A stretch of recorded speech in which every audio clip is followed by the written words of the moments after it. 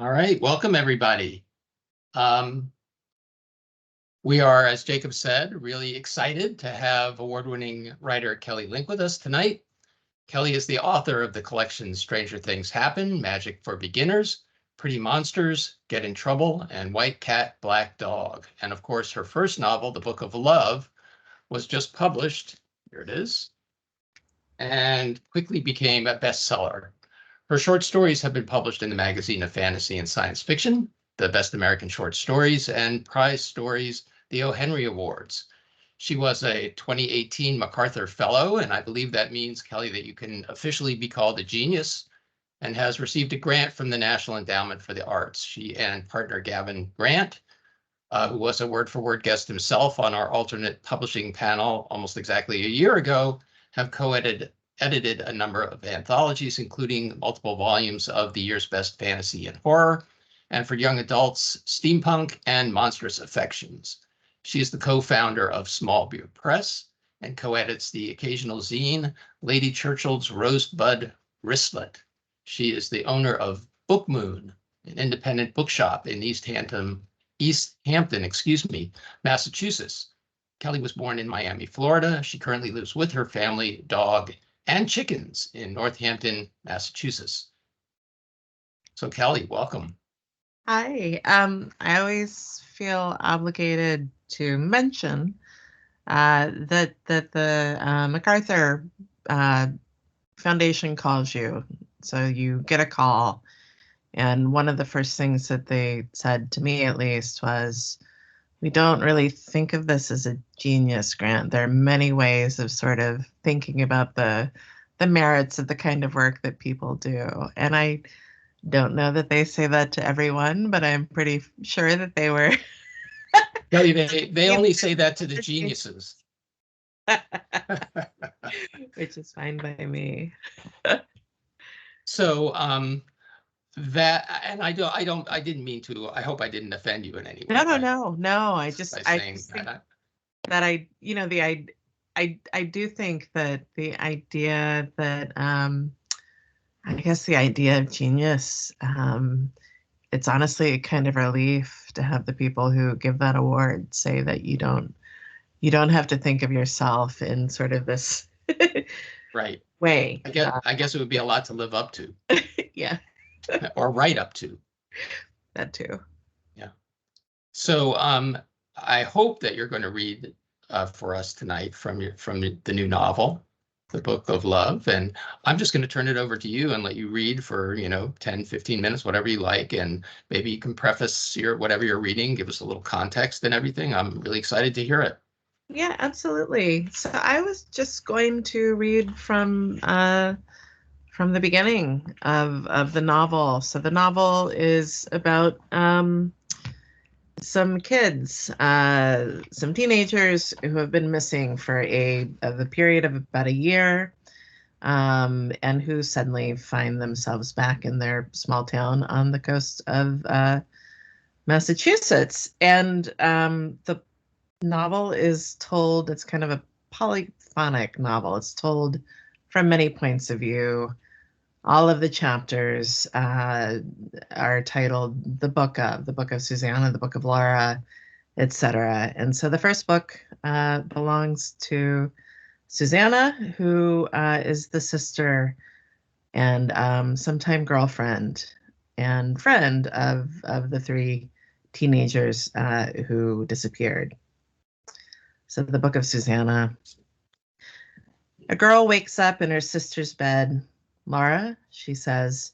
No one answers. Oh, she shouldn't be here. The one who should be here isn't. The girl's name is Susanna. She is too tall, lamentably tall, and she has bad dreams. Shouldn't her dreams be comforting, restorative? Shouldn't she see the ones she longs with all her heart to see? But in dreams, too, they are inexplicably missing.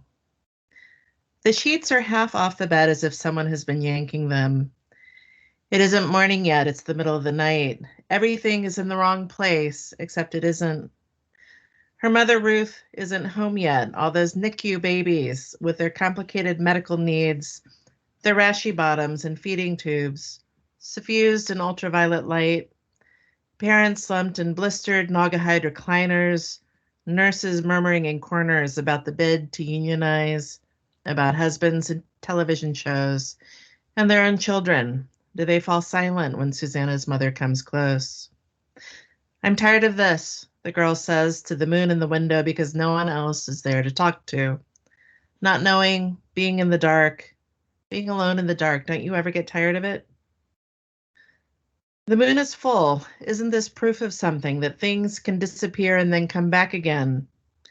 11 months since whatever happened happened, and Susanna knows Lara isn't coming back.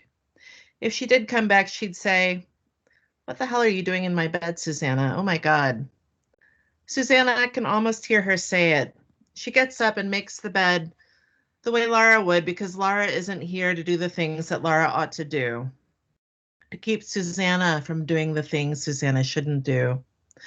All of Lara's stuffed animals are on the floor, the sky blue owl and the pangolin in its gingham dress. Everyone loved Lara best. Everyone misses Lara. The threadbare dog with a sewn-up place where the button eye should be has a secret name. Lara would never tell Susanna what she called it. Its name was probably something stupid, though. No one ever keeps a good secret. And now, no one knows except for the dog.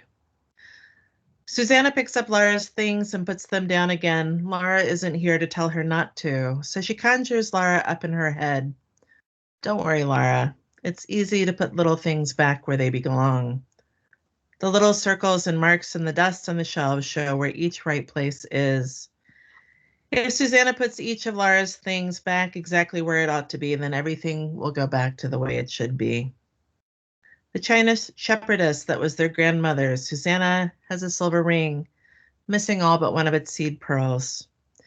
Pictures of Lara and Susanna and their mother, pictures of Lara and Susanna and Daniel on stage, Lara's romance novels alphabetically arranged.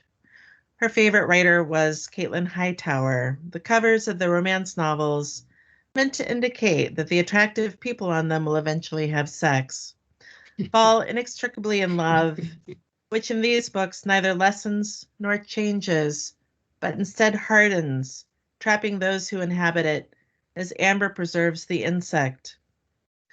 Wistful symphonic music, Lara's theme, Celine Dion, that kind of thing, will begin to swell appropriately while these attractive and imaginary people fuck, perhaps on a horse, behind a tapestry, on a boat, on a hill in the past. Hail, fellow kismet, everything in the right place, very knock-knock joke. Knock, knock, who's there? Does it matter? You're a person with a pirate ship, a dreadful secret, a good fortune, and I'm a person with a fortress, a walled garden, a stone for a heart. So let's have sex, let's fall in love. Sure, why not? There are so many novels about falling in love and so few about finding a really good and rewarding job. Not that Susanna has read a book in a long time. Books are for kids who go to college. Her mother keeps leaving community college brochures on the kitchen counter. Susanna keeps throwing them away. Little lines of dust where the spines meet the shelf. Things that Lara liked, romance novels, milk duds, Susanna sometimes, music. Lara could make her guitar talk, the guitar saying the things that Lara felt. I'm so happy. Are you happy? I'm happy. Knock, knock. Go away, Susanna. I want to go to sleep. I'm sleepy. Are you happy? I'm so afraid. I'm so sad. I'm so sad. Lara's bed, Lara's closet, Lara's clothes and drawers and behind the closet door. Susanna can borrow them now and Lara won't complain. Knock, knock. Who's there? Dear sister, it is I, your sister. I am here and you are not. Can I borrow your sweater? Okay, sure. Why not? The jadeite mug on the windowsill holds guitar picks and Chinese fortunes. You are beautiful and mysterious to all who encounter you. Do not fear change.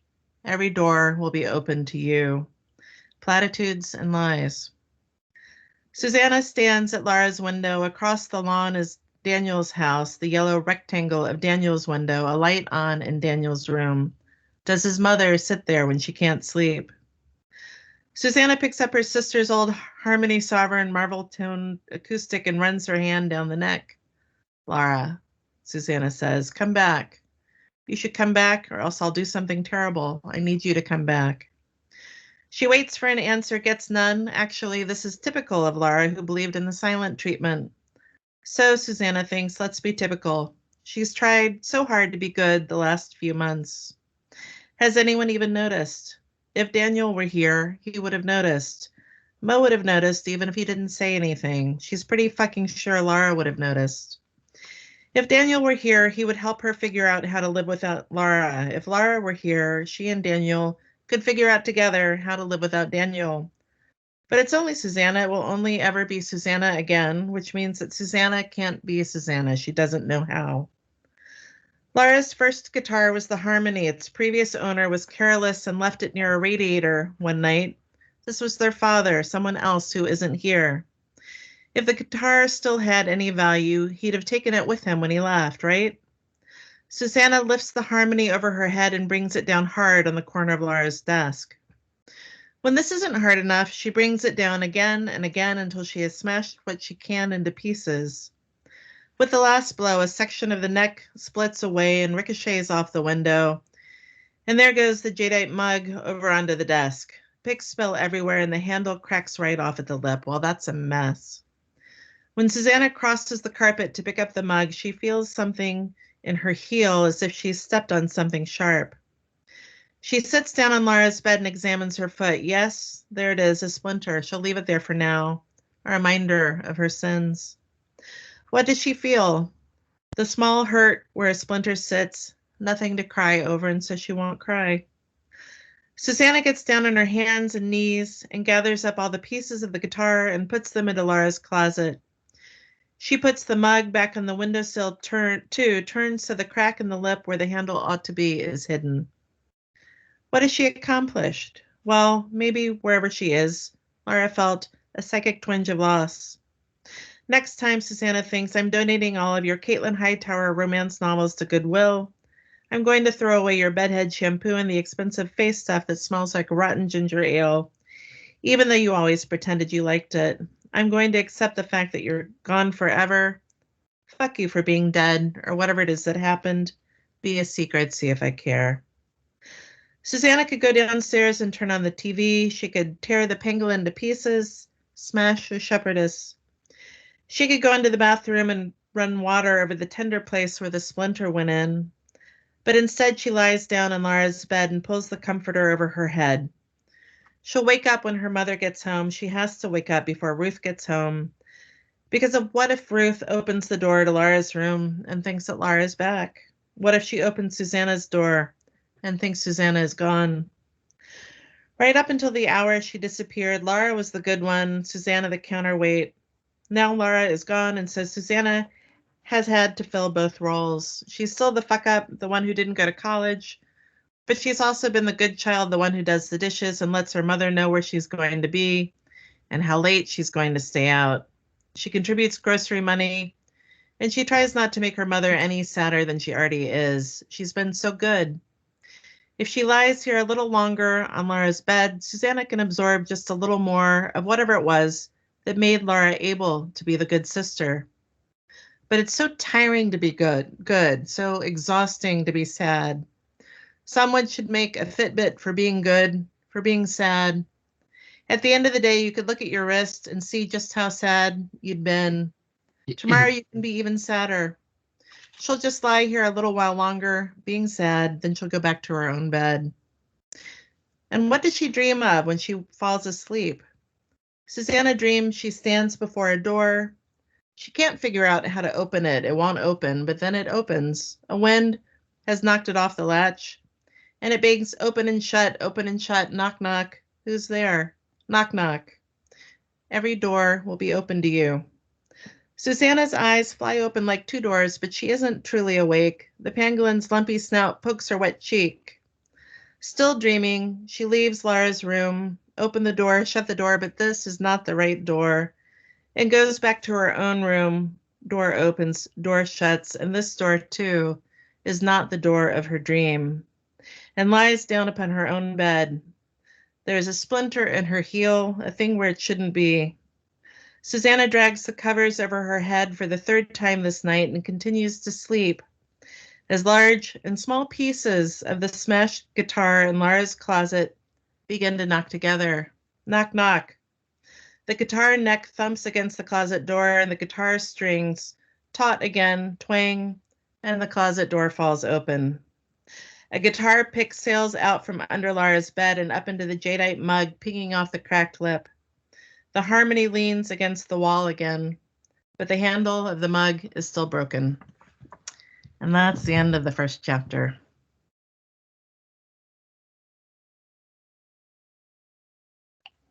That was wonderful. Thank you. Thank you. Thank you all for listening. It's kind of amazing to listen to that first chapter after having read the whole book, because so much is seated and present in that first. I mean, obviously, I don't want to give anything away, but just incredible to me how the whole book is like present, not yet unfolded, but in that chapter. And I'm just curious, was that something that how long did it take you to get that effect, to get that chapter to where you wanted it to be? You know, the some of the hardest work that I did was in the last round of revisions. This book is quite long. I think it's about 620,000 words now, but for a while it was about 660. And so I was judiciously cutting out, sometimes line by line, a lot of material, and a lot of stuff got sort of yanked from the first couple of chapters, because one of the things that happens when you write a novel is by the time that you get to the end and you look at the beginning again, you're seeing maybe you've over-egged the pudding. There's too much stuff in there. But a friend of mine, the writer Holly Black, a long time ago said that the first page in the first chapter of a book make a promise as to what a book is going to be about.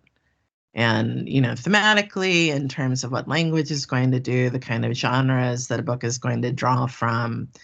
And she said that years ago, and I really have been thinking about that ever since. And one of the things that's a lot of fun to do, especially with a piece of longer work, where you know the shape and you know some of the things that you want to do, is to make the language accommodate some of that material right from the start. There's a lot of stuff in there that in terms of I guess groupings of words or things that I wanted to maybe reverberate in the back of somebody's head, even if they're not remembering specific language, but to sort of suggest as much as I could that, and then to keep on doing that work until those aspects of the book come into prominence, I guess. But the other thing is when I write, I often begin revising at the start and move forward to the new place where I'm going to be doing new work. And what that means is, as you put stuff going forward in the parts that you're working on, it means that you're checking in and making adjustments and getting to do some of that work with language and refine it. So you mentioned like that the right language, finding the right language in order to tell the story that you have to tell, and being very precise about the words that you use and the groupings of words. And does that kind of come first, that attentiveness to language, and then the rest of the book or the shape of the book kind of grow out of that? Or do you have the shape of the book to start with, and then from that draw the right language to use? I think it's somewhere in the middle of that. So I almost always have something about the ending. I often begin with an ending, and then the part of actually figuring out how to make a book work is figuring out the characters who will be there at that ending, and finding the kind of tone or mood that the book is going to be operating in, and figuring out the characters, figuring out the tone and the language of the book. Is those two things happen in concert. But I don't feel that I have a handle on characters until I know what the sound of the language is, and sort of what a little bit about the pacing, not because pacing changes as you go, but what I guess the default pacing is going to feel like, and what the preoccupations of the book are. So all of that, I when I am working, I have to have a pretty clear sense of that in order to get past sort of the first couple of pages. Even if later on I end up making lots of changes, I need some solid ground to start with. Yep. And does the plot kind of grow out of that then? The plot is kind of this negotiation between the thing that I know, the thing that I want to do at the end, and who the characters are, and then the things that I love best about the genres that I'm going to be drawing from. Right. Some of it is just thinking, what are the genres that I'm going to be drawing from? And what are the things that I most enjoy about those genres? What are sort of the things that the genres accommodate in terms of storytelling or surprise? And then the plot is really negotiating, the sort of maze of all the fun stuff that certain genres allow you to do, Right. getting the characters towards them and then out of them. Jacob, do you want to ask a question Yeah, too? yeah, sure. So this is your first novel, and actually we have a question that was previously submitted from an online MFA student, kind of wanting to ask a little bit about the differences between writing a novel and your experience with short stories, apart from, of course, the novel being longer.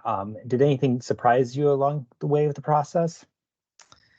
I think I can talk about the things that felt similar, and then the things that felt just like um, where I felt like a novice, I guess. So the things that were similar is I still started at the ending. I, you know, for a very long time as I worked, I would revise from the beginning to the place that I'd left off. And the first big surprise is that at a certain point, I couldn't do that anymore, because in order to keep on going, I had to stop revising sort of the first 150 pages. Yeah. I had to sort of put that aside and sort of begin to just slog forward. And I think one of the biggest surprises, was that when I got to the end, I think I thought that I would feel not like I'd done something extraordinary, but that I had done something very different, and I expected it to feel different. And I was kind of horrified because I got to the end and I thought, this feeling is very recognizable. Like, I feel like I've done the best that I could. I feel like I, to the best of my ability, did some things that I set out to do, but I'm not sure that it feels any different to me than sort of writing a short story, which was kind of a relief. I thought, what happens if I finish the novel and I'm like, oh no, this is, it doesn't feel alive in the way that I need it to feel alive. But I did think, I think I thought I would have a bigger feeling when I finished. And instead, I think I just felt like I spent a lot of time. I spent 8 years working on something. And the longest it's ever taken me to write a short story is about 2.5 years. And so I wanted kind of a different feeling from it. Yeah.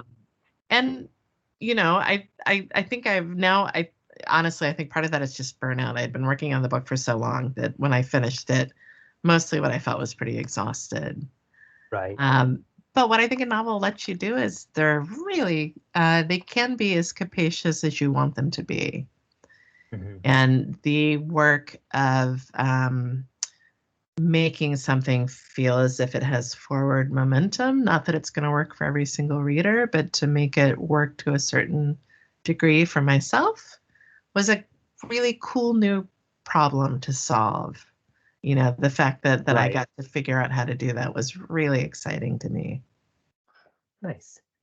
Well, I haven't had a chance to read your new novel yet, but I did read White Cat, Black Dog, which I have a copy of here, and I believe someone has written in the chat that they've loved the stories as well. Some of your short stories are, in fact, quite long for short stories. Usually, we wouldn't recommend brand new authors submitting, an 80-page short story to a literary journal unless they are really confident. But one of the things that I kind of wanted to talk about, specifically with the new one, that I noticed, especially in the first two stories, the White Cat's Divorce and Prince Hat Underground, is kind of the rule of three seemed to be happening there a little bit. Without giving too much away, the rule of three with the White Cat's Divorce, the three tasks: the dog, the linen, the marriage. And then Prince Hat Underground, the three guides: the snake, the grub, and the cat. And for those who haven't read that those should be incentives for you to pick up the book and say, what the hell is he talking about?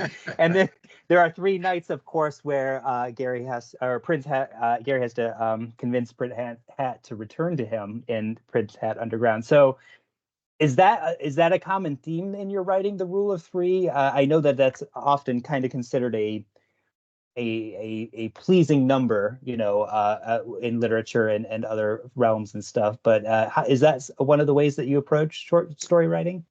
I think that it's different to work in realistic fiction where everything is sort of very grounded in the real world, no matter how surprising it is, and to work in any kind of fiction that's drawing from fantasy. But I think even murder mysteries or romances that we are, as readers, but also as writers, that there's something that feels more patterned about certain kinds of storytelling.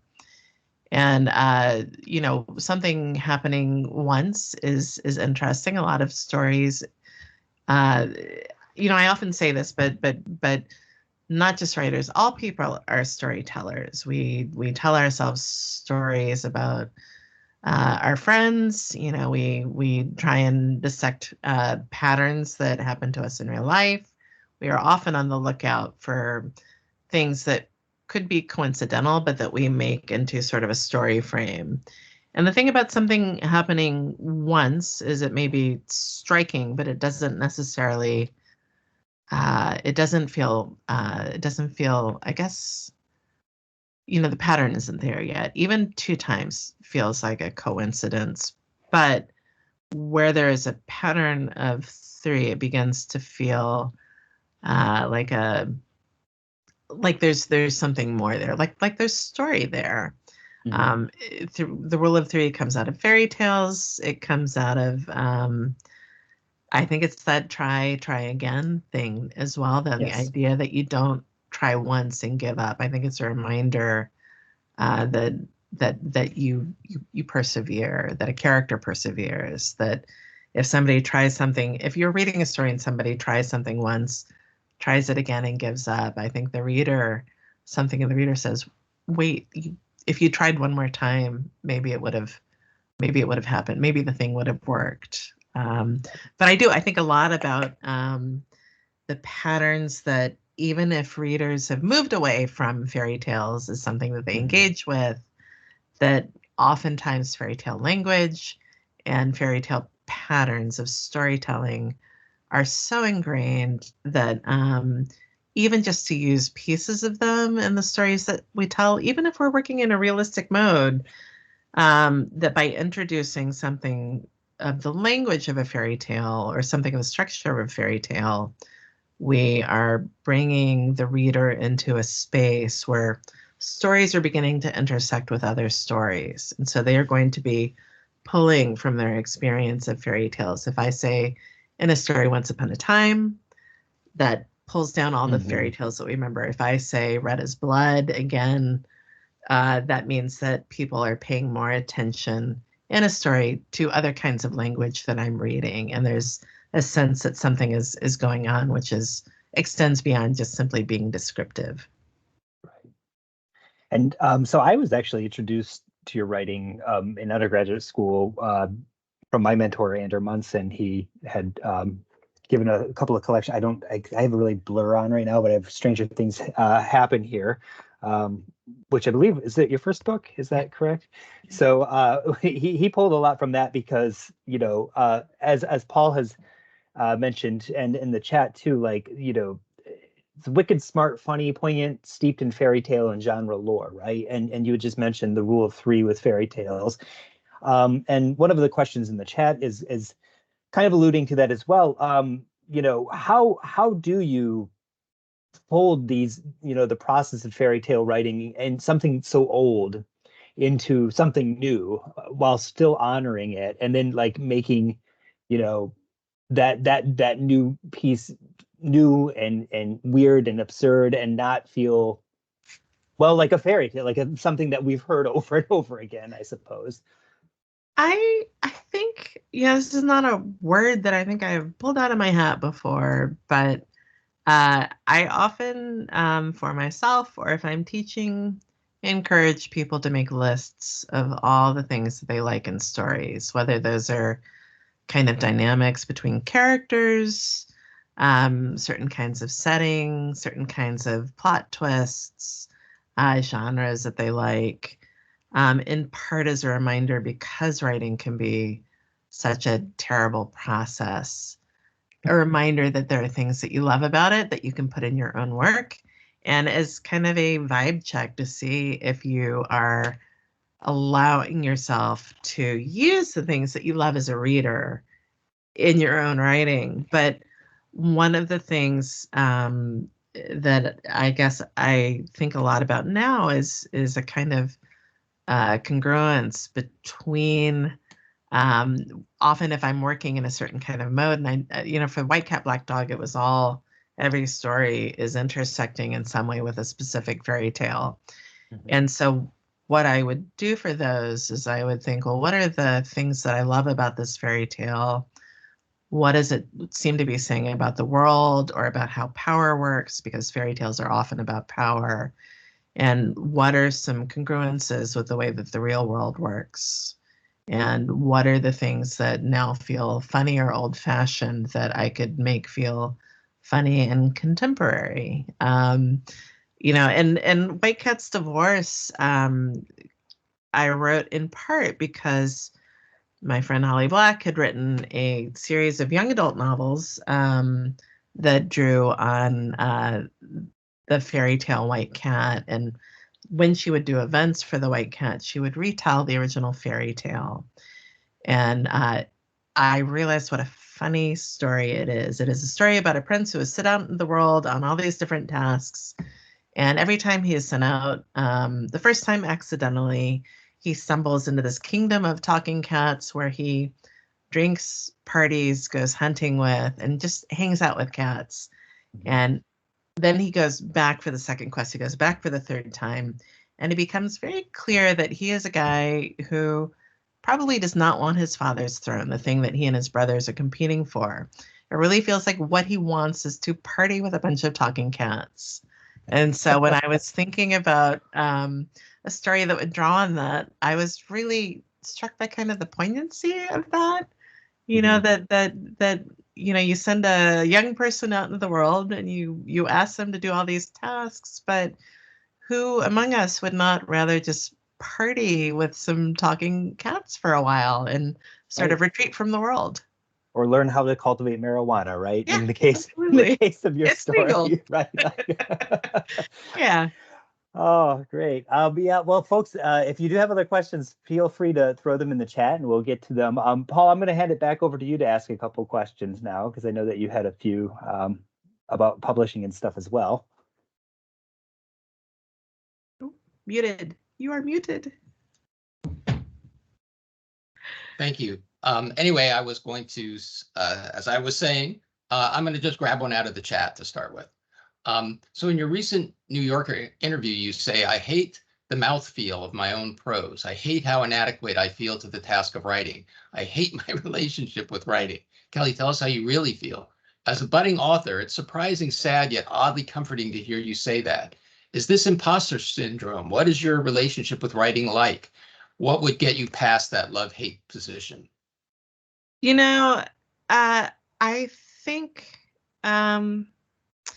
one, I think that is probably a useful thing if anyone is going to try and cultivate a life as a writer, to develop a certain degree of stubbornness, to be stubborn as possible. And I have that in sort of the first place with my own work.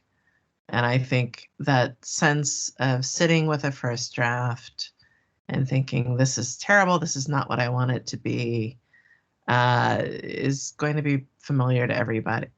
And I think the question is, are you able to sit with that feeling long enough to keep on going and to get the work that you're doing into a different space? Because I do then love the period when I'm revising, when I'm making something better, there are occasions when I am able to write very quickly.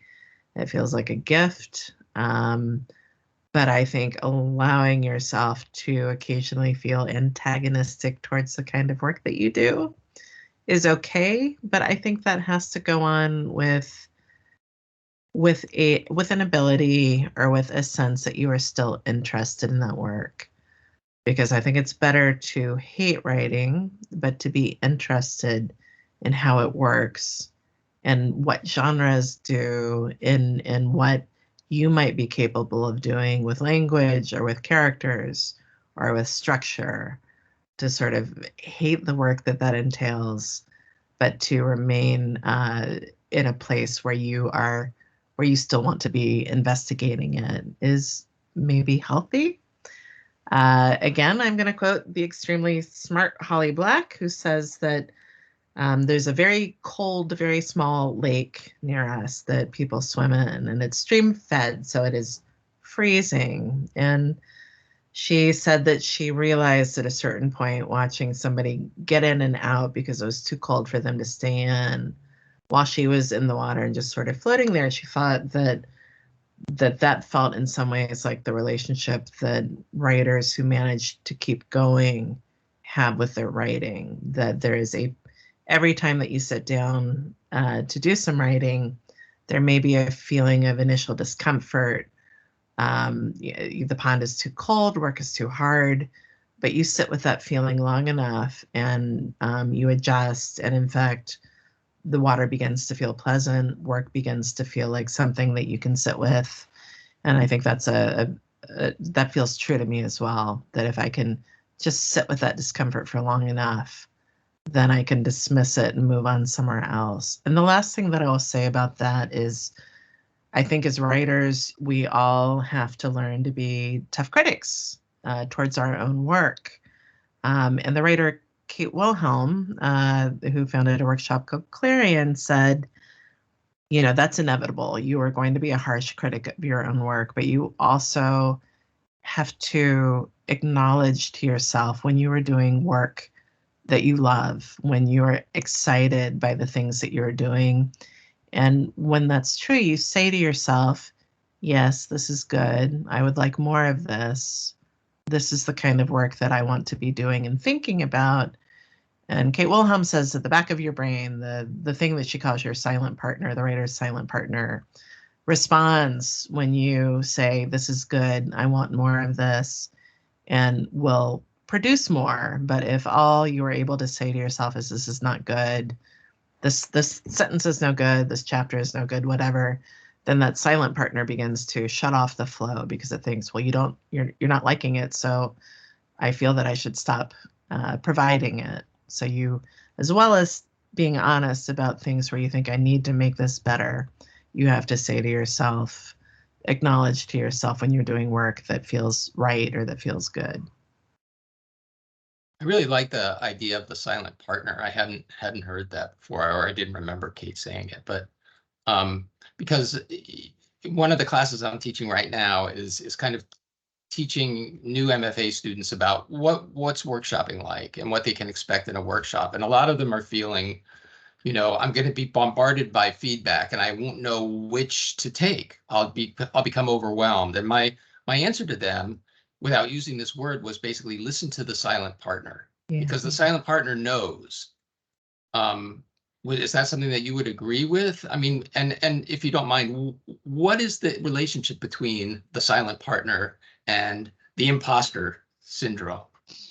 That's a good question. I do think that I love workshop. One of the things that I love best about it is simply hearing someone describe back to me the story that they read, what felt like the story was about, what was at the heart of the story. And if you're in a workshop with a bunch of careful readers, which you will be, if they describe to you what they felt was at the heart of the story, what the story was about, even simply what happened, you're going to realize very quickly that readers read different stories. It's the same thing on the page, but once it intersects with the person who's reading it, there are going to be a lot of really interesting arguments about what a story might be about, what was essential about it, and what was exciting about it. And I do think that as you go through a workshop, you become better and better at thinking, oh, I love that reading. This is the reading I was hoping somebody would have. Or, oh, this reading sort of moves away from what I want the center of the story about. But I think that this is a person who normally would really like what I do. So how do I adjust so I shut down a reading that I don't want? How do I make enough space to accommodate the different stories that people are reading, as long as I like all of these readings? And I often think of it as a bell that is sort of ringing. Somebody says something, and I think, oh, that's interesting. I need to investigate that. But some of the times what I think is, no, that, this person read the story that they read and they are reporting faithfully the thing that they read, but I'm going to dismiss that unless I hear other readings that echo. But the hope is always that somebody says something in workshop that you think, oh, I could do more of that. Oh, this is really exciting. Or, oh, this is really interesting. Maybe there's an area of investigation where I can add a bit more. Or, here are the questions that somebody had. These are good questions. I wanted them to have these questions versus I didn't want anyone to have these questions, and sort of sorting the comments into those piles. People were asking these questions. Maybe they really want them to be answered, but I know that the questions are more interesting than the answer might be, versus here are questions that obscure the reading I want them to have. In terms of imposter syndrome, man, I don't know. I think, where I am sitting now, I've been writing for a long time. I've had a lot of positive reinforcement. And mostly what I think is, I can think of a lot of other writers that I think should have gotten as much positive reinforcement as I've gotten. I can think of people whose books should have sold better. I can think of books that I thought were absolutely amazing that maybe just did not land right for whatever reason. And so I'm thinking sometimes something good happens to you and you don't understand why. It didn't happen to somebody else. Sometimes bad stuff happens and you think this happens to everybody in their career. Everybody has moments like this. And so I don't think I have so much imposter syndrome as a feeling that there are a lot of things outside of my control that are both good and bad. And then there are a lot of things that I should be focused on because they are inside my control. And those tend to be things like, what are the books that I want to write? How much work do I want to try and get done this week? Is there a kind of structure that I'm interested in trying? And I think by focusing on the kind of work and your approach towards it, rather than on the question of whether or not the work that you do is any kind of value to anyone other than yourself, much, much better to focus on, are you satisfying yourself with the things that you're doing? And that kind of ties into what you were saying before about stubbornness. Yeah. Yeah, I think so.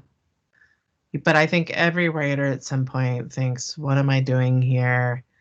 I am not X kind of writer. I don't write enough. I write this kind of stuff, which only has a certain kind of value. And honestly, all of that stuff is bullshit. The question is, are you doing the work that you're interested in? Do you have a community that you feel happy to be a part of? And honestly, the other part of that is, are you happy with where you are in terms of where you're submitting your work? Do you feel like what is your relationship with publishing? I think enters into that equation, and that is the hard part for writers because often that is outside of our control. Right. Let me ask you a question that's kind of drawing from a question in the chat. As you pointed out before, the Book of Love is kind of a book that's made up of other books. Every chapter is called the book of this, the book of that. In your New Yorker interview a month ago, you said, I think a lot about narrative structures and about the kinds of assumptions we make about what a short story should do. How would this quote apply to what you were doing with the Book of Love in terms of narrative structure? I think with the Book of Love, and because I had not written a novel before, a lot of my goals for the Book of Love were just to do the kinds of things that seem to me that a novel can do pleasurably, or do to provide surprise or pleasure, but also the things that a novel can do that a short story can't accommodate. And what would be an example of some of those things? Lots of voices that, I could write a short story, which was maybe a choral short story, but it would not have the same effect as writing a novel where I had a bunch of major characters who got points of view, as well as a lot of secondary characters who also had their own storyline. And so I knew I wanted to do that, and I picked this structure where it was all begins with the Book of Susanna, the Book of Laura, in part because I didn't want somebody to say, well, Susanna is obviously the main character, or Laura, her sister, is the main character, or Mo is the main character. I wanted everybody in the book to feel as if they were central to their own story. That's great. And earlier you mentioned the word polyphony, but I was also thinking about a word that comes in towards the end of the book, polyamory. Yeah. And with the Book of Love, and a Book of Love made up of all of these other books that don't center any one particular character over another, it feels like a book of a kind of polyamorous sort of love. That's really interesting. I'm actually going to make a note of that. I did think a lot about I guess about the kinds of relationships, about love, about different possibilities and different ways that people have of approaching love, including self-love and familial love. But yes, one character at the end sort of veers off into polyamory, and I thought, and I do like the idea that the book has that sort of feel to it, that I didn't want to write anybody in the novel who you thought, well, nobody would fall in love with this person. I wanted it to feel generous, and even the bad guy. It's like a lot of work, but also a very sort of generous attitude that it might be possible to love and to treat well, anybody. I fell in love with Mallow Mogg. I mean, excellent. So she greatly appreciates that. she would appreciate it before she did something terrible. Oh yeah, exactly. So let me ask you, we've talked a little bit about community, and I wanted to ask a little bit about your writing process, and especially about communal writing, which is something that actually a lot of our students do. They'll get together over Zoom or something for like a writing sprints or a longer session of silent writing, and then kind of come together and have conversations afterward. What's your experience with that? The pandemic has really changed that. My husband has long COVID, so it's much more complicated for me to meet other writers on retreat, or even to sort of work in larger groups. But for over a decade, close to 20 years, I met up probably 5 times a week when feasible. with two local writers, Holly Black and Cassandra Clare. We often went on retreats with other writers, many of whom are young adult writers, Marian Johnson, Lee Bardugo, other people. And we would often work all at the same table, and that we would do some work. We would then talk about what we were working on. We'd go back to our work. We would have other people read our work. And I find it much easier to work, to do the writing sprints, to sit at a table where I know other people are engaged in the same kind of thing that I am.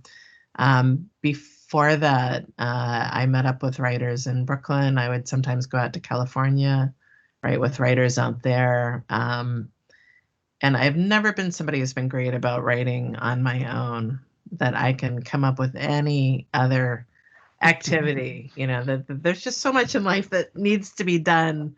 But when I'm with other writers, I am able to feel that writing is sort of a thing that we're all doing, and therefore I can spend hours, working. I can work until 3 o'clock in the morning if other people are there at the table with me.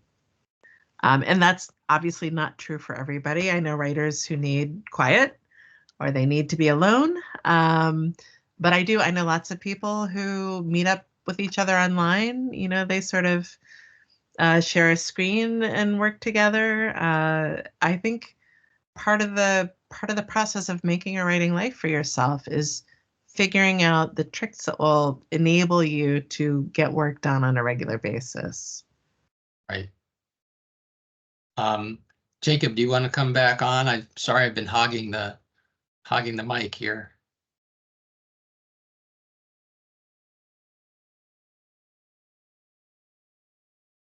Jacob's in a snowstorm right now. I'm trying. I kept clicking it over and over. I'm like, come on, unmute. I don't know what's going on with Teams. Yeah, I kind of want to go back because someone had written earlier about, their son sharing his writing with a 70-year-old friend, and the 70-year-old friend not caring much for it, not understanding it, and just kind of taking the wind out of our guest's son's sails with writing and everything, and kind of going back to the workshopping process itself, because I think especially here at SNU, like I know there are a lot of, like I was in creative writing programs that really focus on literary fiction and stuff, but I know that a lot of our students here focus on the speculative, high fantasy, things like that. But they're also in those classes with literary fiction writers. They're also in those classes with horror writers and romance writers and everything else. So when they're workshopping a piece, it might not being workshopped by their ideal audience or people within their audience and stuff. And I've actually been kind of reading a book recently, Craft in the Real World by Matthew Salisis, about kind of like the idea of, the Iowa Writers Workshop being designed to fight communism back in the early 30s and everything, and how we've kind of moved away from that, because not everyone in the Writers Workshop is, of course, a cis white male anymore, right? I mean, it's moved away from that. Not everyone wants to venture to Iowa to learn the craft. So I guess my question is, what kind of advice would you have for not only this son who's deflated, but like for all of our guests here who might be in a workshop where they're receiving feedback from people who might not be their ideal audience, and how to kind of navigate that effectively to be able to, stick true to their craft, but also take the feedback that they're getting in a way that can help them, ultimately improve and find ways and outlets to move forward with it. I think that when you are in a workshop where you are working and workshopping with people who are interested in different kinds of genres, different kinds of possibilities, you have this kind of extraordinary gift, which is that you have an opportunity to talk about what excites you, about the possibilities that different genres offer. And it's not that literary fiction falls into different genres as well. That I think literary fiction often, we have a default idea of what it is, but that does not mean that it is not drawing on certain kinds of traditions of storytelling, on a certain grouping of writers, let's say. And I think it is useful to talk a great deal about why you are drawn to tell stories that are utilizing certain genres, where the excitement in those genres come from, what are the reasons that readers are drawn to them, and what are the things that readers hope and expect that you are going to do when you're working in those spaces. And one thing that I often have students do is make a list of what are the things that if you're reading a mystery that you feel are essential, that if you removed them, you would no longer be reading a mystery. Same for romance. Science fiction can be a little looser, but high fantasy, like what are the things that you expect to see? And then what are the things that may be present but are not essential to that genre? To quote another friend, there's a writer, Allie Carter, who talks about it like a recipe. She said, when you're making cookies or a cake, there are certain ingredients that you're always going to have, or you're going to have to substitute something that will take their place. And then there are ingredients that are super fun and they may be present, but you don't have to have them. And I think it is a useful thing to do to have some roundhouse discussions. What are the genres that I'm drawing from? Even if I'm writing literary fiction, what is the shape? What do I think of as the shape of a certain kind of an experimental story, or of a coming of age story, or a story of a sort of a crisis point in someone's life? What are the things? How does a genre story in that same space works? What happens if you mesh the two? And the other thing is some of the ways that I thought about fantasy and ghost stories and zombie stories when I was writing my first two collections is, how do I make this appealing to somebody who thinks, but I don't like ghost stories, or I don't like zombie stories? What are the things that I'm going to do in this story that they'll think, well, I don't like this kind of story, but I guess I'll keep on reading because it's funny, or because something interesting is happening here. And I think that's a great discussion to do as well. Like, what are the things, even if somebody does not like the genre that you're operating in, what are the things that they might like that you could do in addition to the stuff that you want to do in that genre space? Well, that's excellent advice. And I love the cookie analogy too. If you're not going to use an egg, you got to use flax, right? But you still got to use something to bind it. All right. Yeah. Which I suppose, yeah. So I guess I know that we're at time, but like with workshops in general, though, like what are your thoughts of like the whole gag rule, or like that cone of silence? Is it appropriate? Is there room, I guess, nowadays to say, you know what, here's my story, but let me give you a little context. I like writing fantasy, and that's what this is, right? Do you see any issues with that? Or, I mean, is that something that we should be encouraging more often? I think, and I will say I'm happy to keep talking if there's still questions. I'm not rushing off to do something else, so y'all will feel free to say stop or go. But I think that, my favorite method is probably still the Milford method, which is just the writer is silent. Everybody in the critique circle has 2 or 3 minutes. The instructor goes last, and then the person who's written the story maybe asks some questions or describes some stuff that they are hoping for. And then there's roundtable. But the thing about that seems most worth preserving is that model says that every person in the workshop has something to say of interest. And I think sometimes in a looser format, certain voices dominate more than others. And that can break down along lines of race, gender, class, all of that stuff. And so I think when you step outside of that model, which I think you absolutely can do, especially if the workshop is not too big. The reason the Milford method is the way it is that was a workshop that was often 18 to 21 people. And so you had a very tight focus. But I've been talking with a friend, Nala Hopkinson, who has been trying out some of the methods in Matthew Salias's book and some of her own.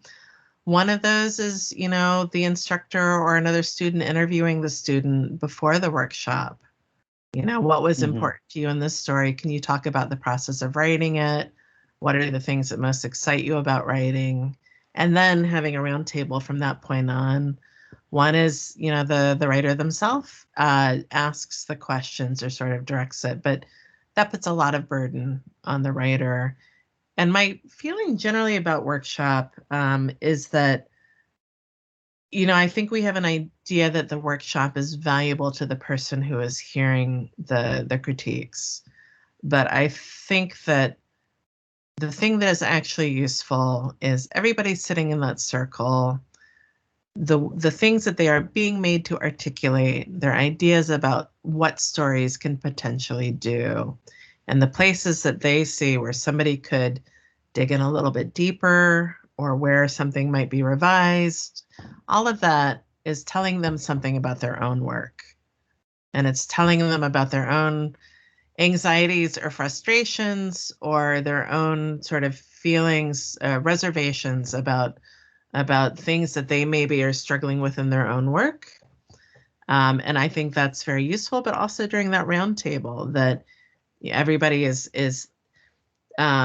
hearing what other people said. And it's not just the writer whose work is being critiqued who is hearing a bell go off, a bell ring when something feels true to them, but everybody in that circle, when they hear, the same way that I hear Holly Black say something, and I'm like, oh, I'm going to hold on to that. That is useful to me as a writer. Y'all are hearing other people describe things and thinking, oh, I'm going to take something from that. And you are learning how to hold different kinds of point of views about how fiction can work based on the models that your instructors and the other students are providing.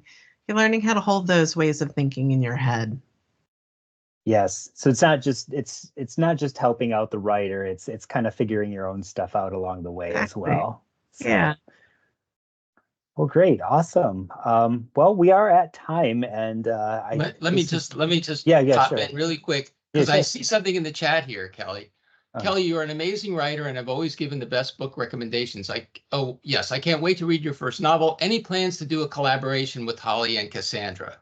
I have collaborated with Cassie in the past, and I'm going to do it again with Cassie and Marian Johnson. We're going to work on something in the mode of VC Andrews, a writer whom we all. Wow. Ooh. Yeah.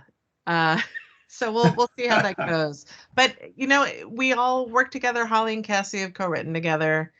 If y'all have ever tried it, it's a blast. It's a lot of fun. And with that, I think we're at time. So Kelly, I want to thank you so much for being with us. It was really a blast and so much fun to talk with you. You're welcome. Yes.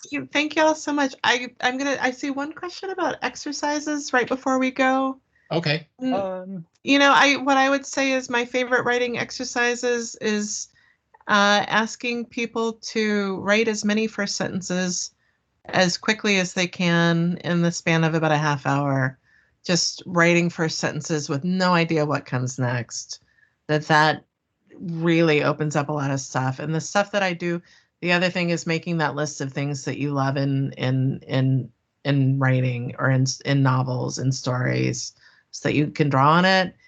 And the last thing that I did for a long time is I would type out a page or two of writers whose work I was interested in, but whom I did not write like, before I sat down to do my own work, so that I would have sort of limbered up my fingers in terms of I would feel that I had been putting words down on the page, and then it was easier to do my own work.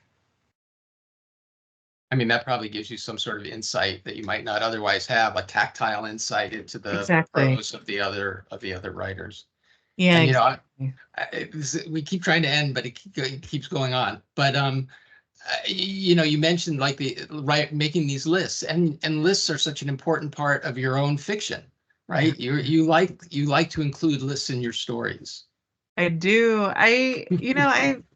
we are all, we're not just storytelling creatures, we are list making creatures. I am constantly making lists, leaving them around the house when I'm supposed to be bringing them with me, but then you find them later. Sometimes I found a list years later and that list is full of story. I'm like, what was I doing? Why was I interested in these things? What does this cryptic note mean? And when I write, I am often keeping just a sheet of paper so that things that occur to me that I know I want to have happen later on. So I'm typing on my laptop, but I'm also writing by hand things, cryptic notes to myself, to see if they stick or not. That's awesome. Thank you. Thank you for sharing all this great wisdom. I mean, Yes. it's just been very generous of you. Well, Yes, I thank you really so enjoyed much. this. I'm seeing people that I know in the chat, so hello. Yeah, I turned off my filter so you can actually see the book There we now. go. Stories, White Cat, Black Dog. Pick it up, and then also Stranger Things Happen, her first collection, an excellent And just collection, and and of the course new the one, Book of Love. Book of I Love. was going to share. I guess you can't show attachments and stuff in chats and in these meetings and stuff, but I was actually at a bookstore today and they had the Book of Love on display, and there were quite a few of them gone too. It was actually a lower, There so I you was like go. quite happy. I was gonna share it, but yes. So yeah, pick up the books at your local bookstore. Also, I think it got lost in the chat, but I'm entering it again. You can also pick it up at this bookstore, which I recommend, Book Moon Books, and you can get her collections there as well. And then, of course, more about Kelly, you can visit her website at kellylink.net as well. So, Kelly, thank you so much for joining us today. This is such a wonderful time, and we really just appreciated all the feedback you gave us and support and everything. So, Well, it's great to talk to y'all. Thank y'all for the questions. I hope that everybody's writing is going really well. yes. I hope everyone's this too. We all hope. I mean, that's the best all of us writers can do is hope that everyone's writing is going well. So, thank you everyone for joining us. Our next event is going to be on the 22nd of May. We have a special guest. You may know him as the president of Southern New Hampshire University, Dr. Paul LeBlanc. He will be here to talk to us about, well, writing, because he's written a book as well, and his background in English and everything as well. Maybe we'll talk to him a little bit about his presidency and stuff at the university too. Why not? But stay tuned for that. But in the meantime, thank you again, Kelly, for joining us tonight, and I hope everyone has a wonderful night. Good night, Bye, y'all. everybody. All right, take care. You. Thanks, Kelly. Bye.